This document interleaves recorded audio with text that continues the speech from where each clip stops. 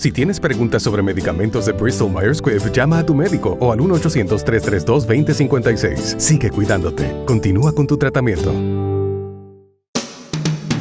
A continuación les presentamos Hablemos de Reumatología con Fundación FER, un programa de la Fundación Puertorriqueña de Enfermedades Reumáticas. Muy buenos días y bienvenidos a su programa Hablemos de Reumatología con Fundación FER, un programa de la Fundación Puertorriqueña de Enfermedades Reumáticas, una entidad sin fines de lucro cuya misión es aportar al bienestar general del paciente con condiciones reumáticas para que tengan una vida más saludable, activa y productiva. Mi nombre es Grisel Lugo y soy la directora ejecutiva de Fundación FER. En la mañana de hoy, como todos los sábados, este programa llega a ustedes gracias a Bristol Myers Squibb. Tenemos un tema muy interesante para todos ustedes y para la comunidad, para todas las personas que nos escuchan a través de Radio Isla 1320 AM, radioisla.tv y Radio Isla Facebook Live. Y para eso tenemos un invitado que ya ha estado con nosotros antes desde la casa, el doctor Efraín Carrasquillo, reumatólogo. Muy buenos días, doctor, y bienvenido. Buenos días, buenos días. Aquí está con nosotros en la mañana de hoy. Le damos ya mismito información sobre el doctor, pero quiero primero hablar, mencionar el tema que tenemos en la mañana de hoy, que son posiblemente preocupaciones que a lo mejor la gente, nombres que la gente escucha y que no le da importancia porque no pregunta, porque no sabe, pero que son muy comunes, ¿verdad? Son las bursitis, tendinitis y otros síndromes del tejido blando, para lo cual ya mismito el doctor nos va a empezar a hablar. El doctor Carrasquillo lleva 19 años como reumatólogo, hizo su entrenamiento de reumatología en el programa de reumatología del Hospital Municipal de San Juan. Ejerce su práctica privada en Manatí Doctors Center Hospital. Es miembro de la Asociación de Reumatólogos de Puerto Rico, del Colegio Americano de Reumatología, del cual fue su presidente de 2016 a 2017. Actualmente es jefe de reumatología en el Departamento de Medicina del Doctors Center Hospital y catedrático auxiliar en la Universidad Central del Caribe, Escuela de Medicina en Bayamón. El número de teléfono del doctor, anote para que si les interesa hacer una cita o consultar, 787-884-8686. 787-884-8686. Según la Fundación de Artritis, la bursitis y la tendinitis son dos de los trastornos más comunes y también conocidos como síndromes reumáticos de los tejidos blandos. Se pueden manifestar en cualquier parte del cuerpo y a menudo estos síndromes de los tejidos blandos se desarrollan como resultado de accidentes deportivos o movimientos repetitivos. Y para hablarnos de ese tema, como les dije ya, tenemos aquí con nosotros en la mañana de hoy al doctor Efraín Carrasquillo, reumatólogo. Escuchen bien lo que nos tiene que decir porque es importante que tengamos, ¿verdad?, estos términos presentes. Y vamos a comenzar por la pregunta lógica, doctor. ¿Qué es la bursitis? Pues la bursitis, vamos a explicar primero qué es una bursa. Las bursas son como cojines llenos de agua y los tenemos localizados en todas las coyunturas y el propósito es evitar la fricción entre el hueso, el músculo, el tendón y la piel. Esa fricción, si se diera sin la bursa, pues puede promover a que cualquiera de estos tejidos se lastime o se rompa. Claro, como dijiste hace un momento, la repetición, trauma, puede hacer que la bursa lastime y al ella inflamar, ahí es que entonces ya no es una bursa, ahí ya tenemos una bursitis. La gente habla más de la bursitis de hombros y muchas veces se refieren a la de ella o a la de cadera, pero en el cuerpo, en nuestro cuerpo humano tenemos sobre 70 sitios donde hay bursas, así que tendríamos 70 probabilidades al menos de tener bursitis en cualquiera de estos puntos alrededor del cuerpo, porque ellas están localizadas básicamente en todas las coyunturas grandes. Así es que esto es como una especie de shock absorber, ¿verdad? Amortiguador. Un amortiguador para que esos huesos y esos músculos no choquen unos con otros y están ahí para protegernos, ¿verdad? O sea que realmente los tenemos todos, pero si se afectan por X razón, que ya vamos a ver cuáles podrían ser, entonces se convertiría en lo que se llama una bursitis. ¿Qué puede causar esa bursitis? ¿Qué puede causar que esa bolsita que está ahí tan tranquilita y haciendo su trabajo se afecte? Desde movimientos repetidos, nunca te tiras la limpieza del patio y hubo que paliar y arrastrar y mover, paliar, arrastrar y mover. Lo hicimos por 3, 4 horas sin parar. Esa bursa nunca ha estado expuesta a ver ese movimiento y de momento se nos prendió esa esquinita del codo. Localizas el dolor, pierdes la fuerza de agarre de la mano, o sea que eso tiene rápido una consecuencia. Esa ha sido una de las causas. Enfermedades, pacientes de artritis de reumatoide, pacientes de gota, pacientes de artritis psoriásica que tienen enfermedad por piel, pacientes de tiroides, o sea que no es nada más los pacientes de artritis, también favorecen este tipo de lesión de tejido blando. Traumas, obviamente, golpes, lesiones, serían los 3 grupos más grandes. Repetición, trauma y enfermedades. Serían las razones para que pudiéramos desarrollar bursitis en el cuerpo. En otras palabras, que puede salir, como se dice, prácticamente de la nada. Esto es algo que ¿verdad? Que se siente. ¿Cuáles serían los síntomas de esa bursitis? Porque podrían ser parecidos a otras condiciones, ¿verdad? Claro que sí. En tendonitis y bursitis nos gusta discutirlo juntos porque suceden en sitios cercanos. Pero el tendón lastima de una manera y la bursitis te lastima de otra. En la bursitis tú ves más localizado el dolor y el paciente te puede apuntar con el dedo dónde exactamente le duele. Muchas veces el dolor queda localizado y no se distribuye a partir de él. Ahorita que hablamos de las tendonitis, vamos a ver que tienes un punto de dolor similar. Lo único que es distinto es que el dolor entonces tiene como una migración, tiene un camino. El paciente tiene la molestia, pero siente una distribución. Así que el uno localiza y el otro distribuye. Así que sí, podemos diferenciarlos en el examen, obviamente por el historial que te dé el paciente, si hubo trauma, si hubo problemas de repetición en movimiento o si ya vienen con cualquiera de estas enfermedades en donde vemos más comúnmente este tipo de lesión. Así que esa bursitis podría ser, como mencionó al principio, por movimiento repetitivo, por un trauma, porque se cayó la persona, se dio un golpe en la rodilla, en la mano, en el codo, por otras afecciones, ¿verdad? Por condiciones del paciente, por el historial del paciente. Así que, lo importante es que ese paciente sabe exactamente dónde le duele y le dice al doctor, me pasó esto y me duele aquí. Así es que por eso estoy aquí hoy, ¿verdad? Así es es interesante cuando, si me ajá, perdonas, lo dices lo seguro, de trauma. seguro. Una de las bursitis que podemos tener es la que llamamos bursitis hemorrágica. A raíz del golpe, la bursa inflama, pero como hubo trauma, se te puede llenar de sangre. Y entonces, obviamente, tienes esa presión en el caso que la sangre es más densa que el líquido que normalmente tiene la bursa. Y entonces ya el paciente siente caliente, un poquito más de dificultad en el movimiento de la coyuntura porque las unidades que tienen que hacer la fricción sobre la bursa no pueden a la bursa ganarte tamaño. Muchas veces en el manejo de la oficina el médico consideraría entrar y drenarla, sacarle ese excedente y el paciente ve básicamente una mejoría de sobre 80% en el momento. Dice, ay Dios mío, yo tenía miedo de que me metieran una aguja y siendo un procedimiento tan sencillo, ahora me di cuenta, hubiera hecho esto ya porque la gente tiende a quedarse en la casa lastimado primero, haciendo cosas caseras antes de ir más rápido. Pues claro, el desconocimiento. Por eso talleres como este es fabuloso porque vamos educándolos y ya saben qué harían en una próxima vez que se lastiman, ¿verdad? Exacto, doctor. Y eso evidentemente es interesante cuando menciona que puede llenarse de sangre. El líquido que tiene adentro la bursa es el líquido sinovial. Es el mismo líquido. Es un líquido parecido al del sinovio, exacto, pero es en densidad, o sea, en lo que tú ves de peso.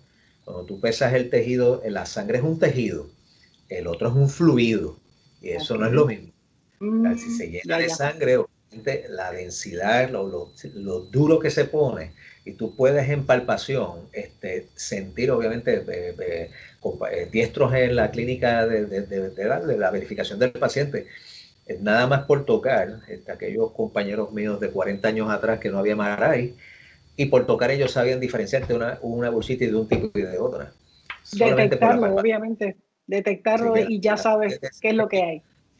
el chequeo físico, no importa cuánta tecnología tengamos hoy, sigue siendo el punto de partida para el doctor reumatólogo o cualquier médico que esté verificando una coyuntura. Tienes que Eso es, palparla, no hay eso es interesante. Doctor, y acaba de mencionar que puede existir una bursitis hemorrágica. ¿Qué otro tipo de bursitis pueden existir, además de la hemorrágica? Pues la bursitis, básicamente, fuera de la hemorrágica que es en trauma, las otras son mecánicas. Y entonces depende de dónde se localicen. Se pueden localizar en la cadera, en las rodillas, en los descansos de las nalgas. Se puede localizar en el tendón de Aquiles, bastante común. Así, fuera de la traumática, la otra es en mecánica, donde tú hayas lastimado.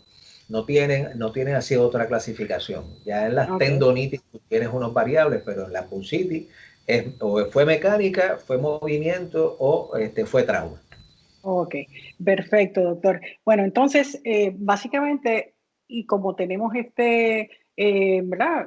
El tiempo limitado, por decir así, queremos entonces atender a qué es entonces lo que le llamamos una tendinitis, porque el médico maneja unos términos que nos dice a los pacientes y el paciente a veces nos quiere preguntar, doctor, pero ¿qué es lo que es eso? Así es que, ¿qué es una tendinitis como tal?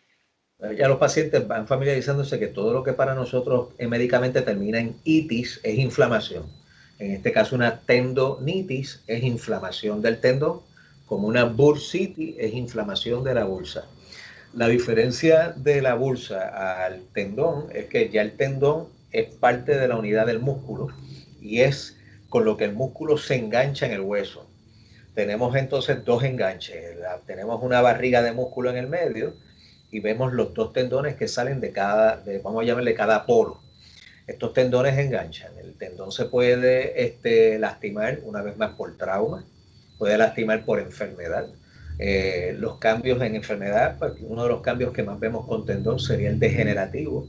El envejecimiento le pone a la coyuntura primero unos cambios, al tendón por repetición otros, y hay pacientes que hacen calcificación de tendón y esa calcificación sigue siendo dentro de lo que es el cuadro de degeneración del envejecer. Y sí, claro, también son pacientes que hayan hecho este movimiento de repetición todo el tiempo, todo el tiempo, todo el tiempo, todo el tiempo. Lo que primero nada más es inflamación. El tendón puede, por los cambios inflamatorios, irse solidificando. Y esa calcificación, la mayoría de las veces sigue a un proceso de inflamación primero. En tendones, los tipos tienes por localización de nuevo. Si es en la parte afuera del codo, se le llama el codo de tenista. Si es en la parte de adentro del codo, es el codo de golfista. Si es la iliana, es obviamente el tendón de Aquiles. Si son los tendones del pulgar, que para los que trabajan clerical en computadora todo el día, todo el día, todo el día, pueden inflamar los tendones del pulgar solamente y cuando van a hacer la pinza o agarrar, el pulgar no les hace la fuerza y sienten esa distribución sobre el camino del pulgar hasta la muñeca. Bien específico y de los más comunes que vemos aquí en la clínica. El tendón de gatillo. Cuando cerramos o hacemos el puño, ese dedo que se queda abajo y el paciente tiene que como que estirarlo y como es como un disparo, por eso es que le llamamos trigger finger en inglés o dedo de gatillo en español. Se ve más comúnmente en el diabético. Así que muchas veces por estas clínicas, pacientes que no tengan al día su cuidado médico, el médico va a decir, ven acá, usted tiene 44 años, tienes un tendón de gatillo, ¿se sigue con el médico? No, doctor, ese tiempo que yo no me chequeo, pues uno debe de darle las instrucciones, mira, vamos a hacer esto, vamos a manejarte tu dolor, pero haz tu chequeo completo, vete a tu primario, porque ¿cuál es el interés en ese momento? Saber que no es un diabético y no lo sepa, porque ahí tú estableciste una relación de una lesión con otra enfermedad. Así que volvemos, los pacientes, ¿verdad? Y ustedes radio escucha, saber y entender que para nosotros esto es como un juego de detectives. Tú me das unas piezas de información y yo debo de ayudarle a usted a encontrar quién fue el que perpetró el robo. Y estas condiciones pues, no las van a hacer ustedes más fácil. Ahora, el paciente le dijo al doctor, fíjese doctor, y mi mamá es diabética en insulina y mi padre también. Pues hijo de león debe de ser pinto y el dedo de gatillo de ese paciente debe de ser por diabetes no confirmada. Así que esto nos ayuda muchas veces a que encontremos otros diagnósticos y que significan cambio del estilo de vida para el paciente en términos de complicarse, morir, más ahora con esto de la pandemia y esa enfermedad siendo una de las de riesgo, ¿verdad? Así que nunca olvidemos que el cuerpo habla y estas lesiones de tejido blando pueden ser una puertita que te están diciendo, vas a hacerlo para lo que vas a atender esto que el paciente quiere que tú la atiendas. Ve un poquito más allá, porque puede haber una relación a cualquiera de estas enfermedades crónicas y el paciente desconocerla. Claro. En otras palabras, que es una evaluación que el médico tiene que obligatoriamente hacer esas preguntas y el paciente entonces va a dar esa información para realizar un diagnóstico certero y que se atienda esa lesión o ese síndrome, ¿verdad? Que puede ser parte de otra cosa, además de lo que tú te crees que tienes, ¿verdad? Así es que, y básicamente... esa información es importantísima. El doctor Carrasquillo es quien está con nosotros en la mañana de hoy, el doctor Efraín Carrasquillo, para las personas que nos han sintonizado recientemente. Y estamos conversando de un tema bastante conocido por nombre, pero a lo mejor no necesariamente por la información que conlleva, que es bursitis, tendinitis o tendonitis y otros síndromes de tejidos blandos. Entonces, hablando de otros síndromes de tejidos blandos, ¿cuáles pueden ser estos otros síndromes que acompañan a estos dos síndromes anteriores previamente? Doctor, ¿cuáles pueden ser otros síndromes? Otros síndromes que vayan con dolor y que sean de tejido blando, pues uno de los más, de los diagnósticos que más reto nos da, pues fibromialgia. Diferencial primaria secundaria, que hay cuadros de dolor que son secundarios a otras enfermedades o son solamente cuadros de dolor sin consecuencia de ser de otra enfermedad. Tiene síndrome regional de dolor. Hay pacientes que pueden distribuir el dolor en una sola parte del cuerpo. Se relaciona una vez más a trauma, a repetición, a abuso de un solo lado de cuerpo versus el otro. Tienes en síndrome blando o lesiones del músculo, que puede ser primero un dolor en el músculo y luego evolucionar a ser desde lo más sencillo enfermedades ya formales autoinmunes como la polimiositis o la dermatomiositis, que el paciente en ese cuadro inflama el músculo específicamente, hacemos autoinmunidad contra el músculo. Así que la alternativa a los grupos de posibles diagnósticos son varios. Y desde la bursitis tendinitis, que su característica es que sea un problema en un punto, hasta ya un problema más regional, de un solo lado del cuerpo o general, para que tengas al paciente con un cuadro completo y distribuido. Así que de acuerdo a cuál sea la queja que el paciente nos dé, de ahí ya tú puedes tener 2, 3 posibles, desde lo más común a lo menos común, y ahí entra pues diferenciar al paciente por el grupo de edad, por el sexo, por las condiciones médicas que tiene, porque vamos a ver unas cosas más en varones, más en damas, ¿verdad? Que no son cuadros iguales. Y definitivamente uno de los mensajes que queremos hoy y que Fer, yo sé que comparte conmigo, es que el paciente entienda, no menosprecies un dolor localizado. No lo menosprecies. Si tienes el cuadro, sabes que te está limitando, que no mejoras, pasa a verificarlo. Pasa a verificarlo.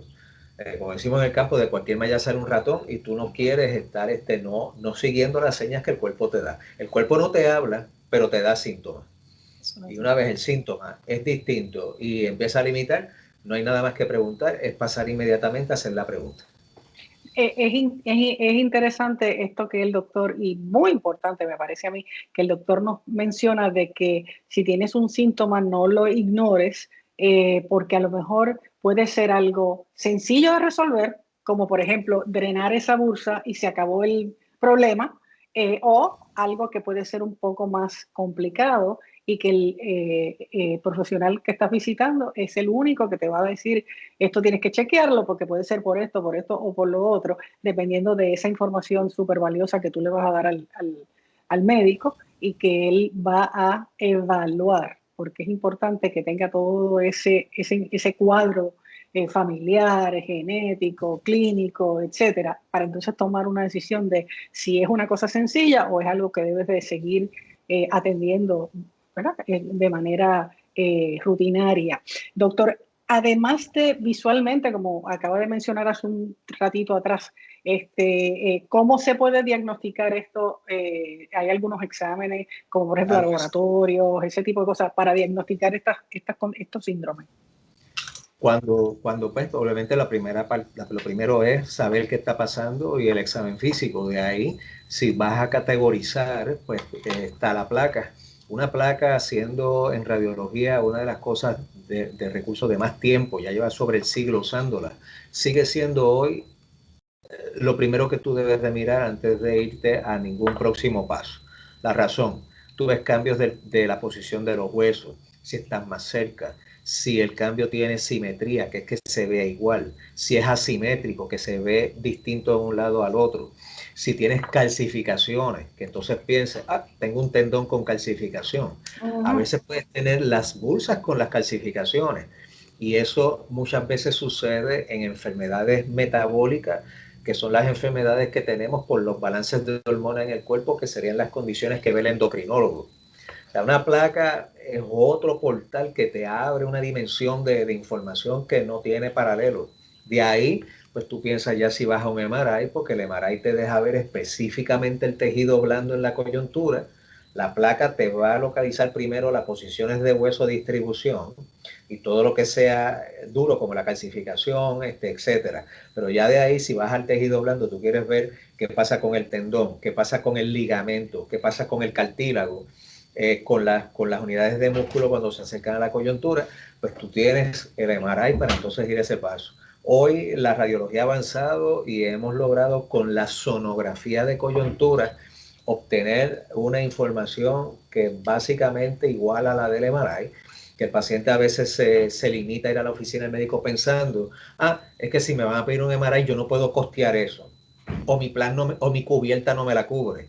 Pues fíjate, el doctor tendría la alternativa de pedir una sonografía que le daría la información de tendón de nuevo, de ligamento otra vez, o sea, dennos la oportunidad porque tenemos las opciones de evaluarlo y también ajustarnos a la necesidad. 50 años atrás, con solamente 2 planes privados en Puerto Rico, con una sola cubierta, el plan cubría lo que tú le pidieras. Hoy, con tanta competencia en esas compañías y tantas cubiertas distintas, hay cubiertas que te cubren y cubiertas que no, o sea que cambia, ¿verdad? Para el paciente el juego de lo que es evaluación para el mismo médico, pero ya uno por la experiencia sabe, oye, este plan no le va a cubrir el MRI, pero le va a cubrir la sonografía, y con la sonografía y la placa, si conseguimos una lesión del tendón, yo sé que tengo que hacer específico a partir de esa información. Así que la placa, el MRI y la sonografía sería el área de rayos X una cosa que nos completa la evaluación. Y claro, el chequeo de sangre general, porque tú quieres saber que tú no estás bregando con un tiroides, lo hablamos ahorita como un posible diagnóstico que te hace lesión de la bursa. Tú no quieres saber que estás trabajando a un diabético, lo hablamos con tendones, sobre todo el dedo de gatillo de mano, que es bien típico en ellos. O sea que el médico, como reumatólogo y siendo especialista de medicina interna, sabe cómo mirar a ese paciente en un global y no nada más mirarlo por la queja que te trae, ser de lo técnico a algo más, a algo completo, ¿no? Así que definitivamente para el paciente es entender eso, que vayan, chequense, no te quedes con la duda en casa. Doctor, y hablemos en los minutos que nos quedan de tratamiento. ¿Qué tipo de tratamiento? Y obviamente ya entiendo que con lo que me está diciendo de que esto puede ser una cosa, como expliqué al principio, sencilla a una cosa un poco más compleja. ¿Qué tipos de tratamiento se van a comenzar con este paciente que tiene esta situación? Desde extraer ese líquido y decir ya me siento mejor, o continuar con ¿qué tratamiento?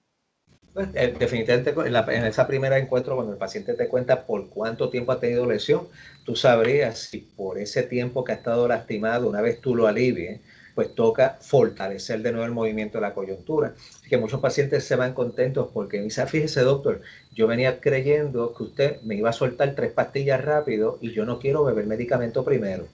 Pues están correctos.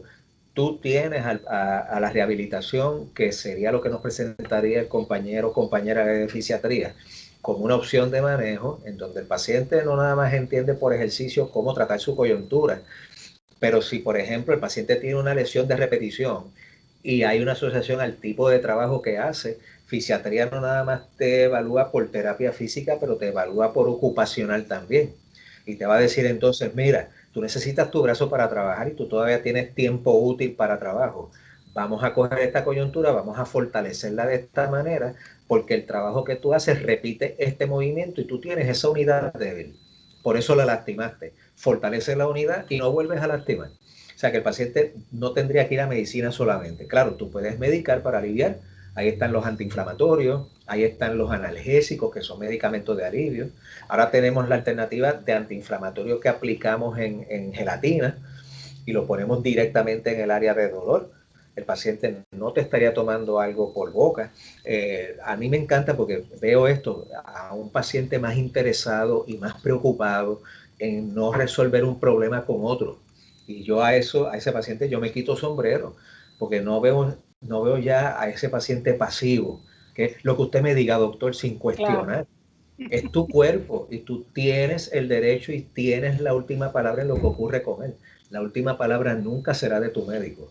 Así que pacientes, empodérense. Estos talleres, una vez más, esta presentación de información es para eso, para darles a ustedes herramientas, tengan más idea de lo que pues debes de hacer a la hora de tomar una decisión y proceder y chequearse.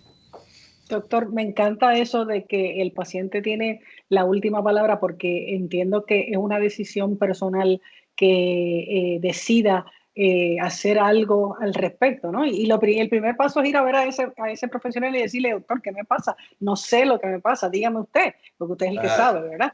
Así es oye, que de ahí en adelante, perdóname, sí, y en tratamiento también, saber que si hubiera que llegar a esa inyección de antiinflamatorio que tú puedes localizar, obviamente, tienes áreas de destreza que nos enseñaron a hacer estos procedimientos. El ortopeda, fisiatría, reumatología, cualquiera de los 3 especialistas te puede poner la inyección o la medicina directo al punto con la ventaja de alivio a otras áreas médicas que a lo mejor no tienen el adiestramiento y por a lo mejor resolverte te inyectan y a lo mejor pues te pueden lastimar o no se tiene el resultado que se espere. o Ahí es donde causar. aplica lo del zapatero a sus zapatos. Si vas a tomar una decisión ya ahí de inyectar a un tendón, pues el ortopeda, el fisiatría y el reumatólogo tendrían la voz cantante para darte esa alternativa en un margen de seguridad, porque sean médicos entrenados en hacer ese tipo de Claro. procedimientos.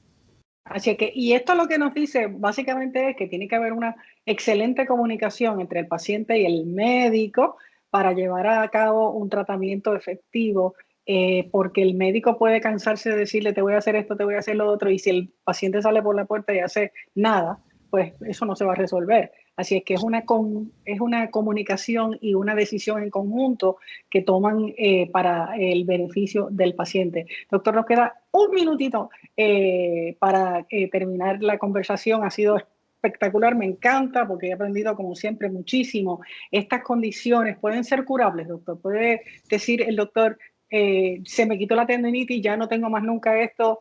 Sí. Mira, yo he tenido pues pacientes de gatillo. Han vuelto a los 10 años por un dedo de gatillo en otro dedo. No volvieron a lastimar el anterior. Así que claro, cada cuadro es individual, cada Claro. enfermedad que complique es distinto, pero sí, lo bueno es que el paciente sepa que tienes una posibilidad de que sea un problema aislado, que lo atiendes a tiempo, o sea, lo aprendes, lo entiendes, lo manejas y no vuelvas a él. Porque Es sobre todo excelente. lo que son de mecánica de repetición, que son el tipo de trabajo que a lo mejor no nos sentamos bien en una silla, usamos la computadora bien alta, la debemos de bajar más. Hay unos detallitos que con afinar Ahí es donde el trabajo en equipo a la hora de estas enfermedades también cuesta. Y yo al menos le hago esas preguntas específicas al fisiatra. Mira, vémelo en ocupacional, este paciente trabaja sentado 10 horas al día y las bursitis las tiene en los descansos de nalga. Claro, el paciente tiene que saber que cada 45 minutos al menos se debe de parar de la silla y lo único que tienen que hacer es darle la vuelta a la silla y volver a sentarse. Increíble. Porque Pues muchísimas gracias, doctor. Ha sido excelente esta información para todos nosotros y para los pacientes que nos escuchan, para el público en general. Esperamos que vuelva pronto. Así es que les deseamos a todos un excelente sábado y los esperamos el próximo sábado. Gracias al doctor Efraín Carrasquillo por estar con nosotros hoy y a Bristol Myers Squibb por traernos este programa. Mi nombre es Grisel Lugo. Hasta el próximo sábado.